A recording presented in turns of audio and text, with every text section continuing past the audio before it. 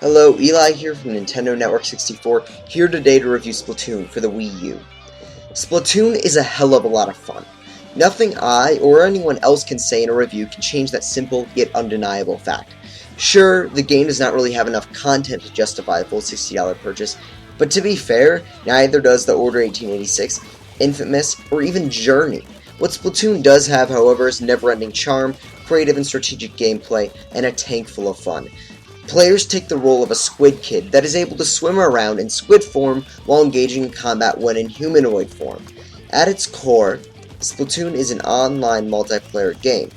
The matches pit 4 players against another 4 players in a 3-minute turf war to try to cover the largest amount of territory. There have been some complaints here and there that the game should have had more than 8 players in a match at any given time, or that the matches should have been longer.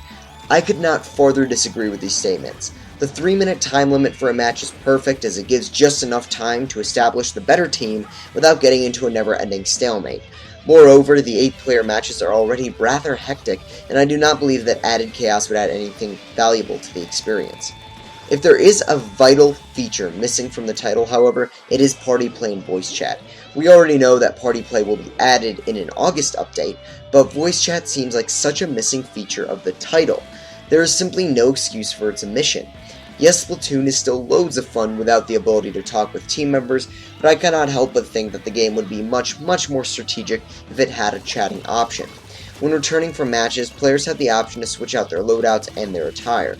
Beginning at level 4, players can purchase various items and weapons from shops to take on different attributes. This customization is a great feature of the game, as it allows for teams to be diversified both in weapons and in abilities. A team member with a splat roller, for example, may be much more apt to cover the most ground, while the sniper-like weapon is much better as an offensive weapon, if you learn how to use it correctly, that is.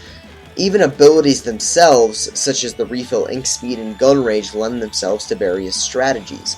Someone who refills ink quickly, for example, may be much better placed to push the forward line into enemy territory, whereas someone with better gun range would perform better by taking out enemies from afar. The various loadouts and customization options are sound, however it is quite the shame that I am not able to change them while in a lobby waiting for a new game to begin. In fact, players can only switch out weapons and clothing after quitting out from a lobby. Fortunately, the developers did add in a little mini-game to play while playing in the lobby. Squid Jump. This retro-styled game is actually a blast to play, and I thoroughly enjoyed my time waiting in lobbies as a result. In fact, I challenge all of you to beat my high score of 26,538. The maps within Splatoon have incredible designs as well.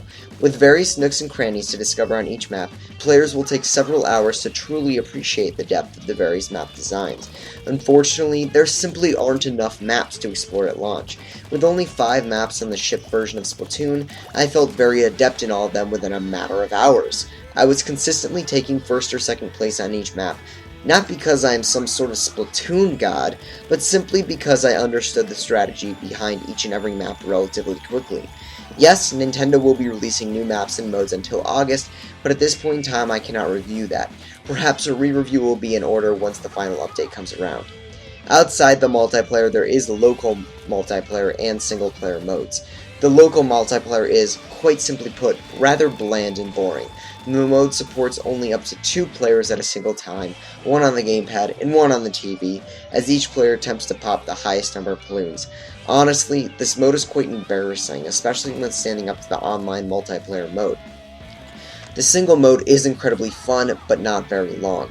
It took me less than 3 hours to beat the entirety of the campaign, gathering a majority of the collectibles.